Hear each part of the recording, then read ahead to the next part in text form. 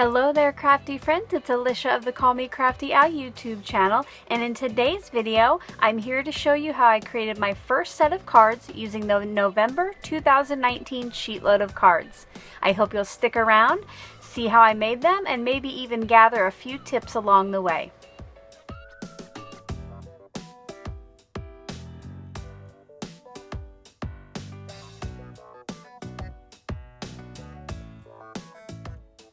Thank you so much for stopping by today. If this is your first time on my channel, I hope by the end of this video that you'll be inspired to click on that subscribe button below and maybe even tap on that bell for notifications. If you're already a subscriber and regular viewer, welcome back. I'm so glad you're here. In yesterday's video, I shared a look at the cards I made for the November SheetLoad, and I let you know how you can download the printable for free if you're a subscriber to my channel. To see that video, make sure to check out the description box below. In today's video, I'm going to show you how I created that set of cards. Once I do start the process, I'm going to go to a voiceover just to make it go a little quicker, but if I leave you with any questions, make sure to leave those in the comment section below and I'll get back to you just as soon as I can. Before I get started on that process, I thought I would share with you a little bit about this month's SheetLoad and then show you the supplies that I'm mainly going to use today. This month's SheetLoad of Cards yields 8 cards, and all you need to create those are 2 pieces of 12 by 12 pattern paper, 2 solid cardstocks for the elements on the card, and then 4 solid cardstocks for those card bases. Now, as always, if you like this layout but you only want to make one card, I do have all of those dimensions written right here. I've also given a few ways you can change up the sketch or the layout a little bit, and then please notice on this month, to get these 2 pieces here, to make it as simple as possible, what you need to do first is mat them together, and then you cut off 1 1/4 inches from the right side of that matted piece. That way you didn't have to make smaller cuts and get them aligned perfectly. These are already adhered together, ready to go, and you just put them on that card front. As with every SheetLoad, you have the supply list and the cutting guides page. I show you here how to cut each of the cardstocks, and then this month is a little bit different like last month. You are going to cut each of the pattern paper pieces the same way, and then you'll interchange those for the final cards. So here's the cutting guideline for each of the pattern papers. For my cardstock this month, for the card bases, I got out 4 pieces of natural ice cardstock. This is between a white and an ivory. I got out 1 piece of red for my CS1, and then if I was going to stamp a sentiment, I would need 1 extra piece of cardstock. But I'm actually going to use some elements from the paper kit today for my sentiment or my decoration on the card. So I'm going to go ahead and save this for next time. For my pattern papers today and for the decoration on the card, I'm going to be using items from the Christmas Delivery Collection Kit. This was a Carta Bella kit that I got in a warehouse box from Echo Park. I am so glad that I can get it out and use it because there are lots of fun papers here. These are the 2 papers that I will be using for my cards. And then I got out the sticker sheet because I thought some of these would go along well with the cards, as well as these pages that I thought I could maybe cut apart this on the bottom. And then there are also some little tag shaped pieces here that I could cut out. The first thing that I'm going to be doing in this process is cutting all of the cardstock and pattern papers.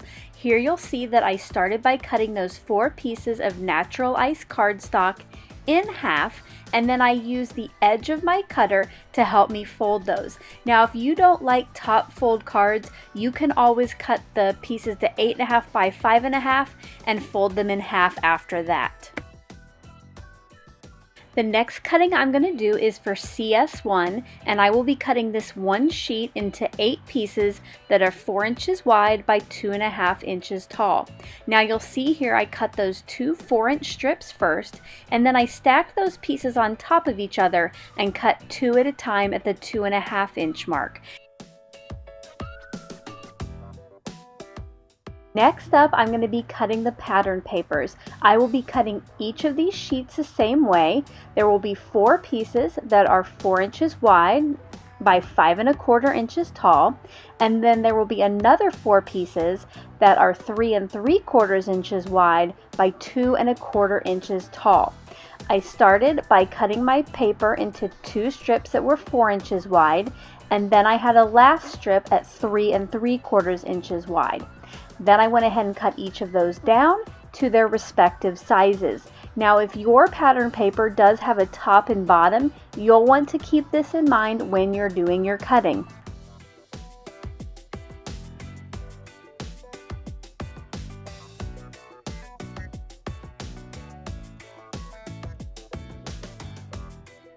When I make a sheet load of cards, I like to do it in kind of an assembly line process. So here you'll see the first thing I did was put all of my A pieces onto the front of my card bases.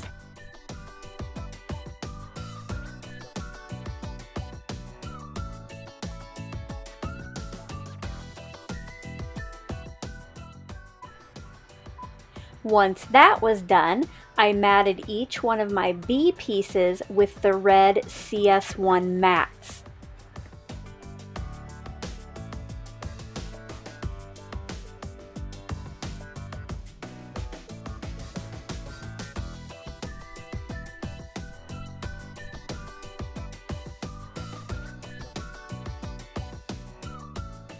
Once these 2 pieces have been matted together, I am then going to cut those down for the final card front. I cut 1 1/4 inch off the right side of each of those, and you'll see there then how those go together.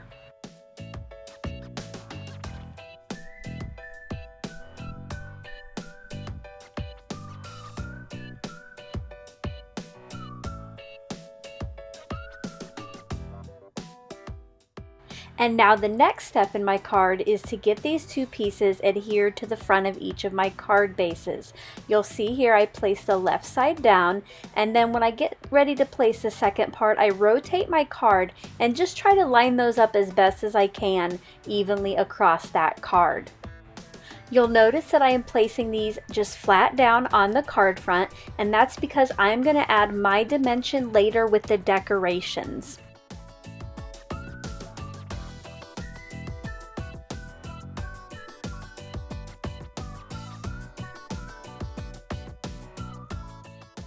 I won't make you watch me decorate every card today, but I did want to show you how I decorated a couple because I do have some tips for you.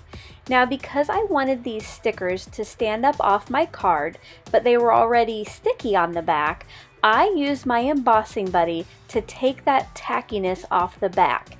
This way I can just bring in my own foam tape and adhere these to the front of the card so they are popped up off of it.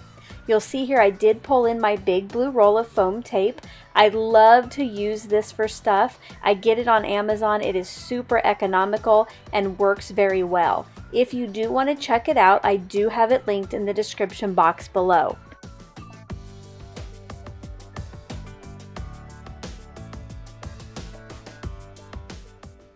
For the next card, I wanted to create a little embellishment cluster using some of these cute little icons from one of the pattern papers in the set. What I did at first was just kind of rough cut those out of the paper, and then you'll see I go in and I take more time cutting each of those out. For the envelope, I tried to stay right up against the edge of the envelope when cutting, but I also made sure to make it look like the letter was sticking out of the top. For the postmark, I did leave a small white border around the outside of the black line. And then finally for the express delivery tag, I just cut a fishtail in that left side, and the right side I left as is because it will be covered up. After I had all 3 pieces trimmed out, I then decided how I wanted those to sit on the card front. Once I had my placement like I wanted it, I got out my Scotch Blue removable tape and I just put a piece across the front of those 3 elements. This tape will not tear off any of the design, but it helps me keep those 3 pieces exactly like I want them. So I pulled back out my blue foam tape roll and then just put some of that on the back before I placed it onto my card. You'll notice then once it was on the card, I just carefully pulled that tape off the front and it was all done. I did decorate all of the others off camera, but here's a close-up look at each of the cards.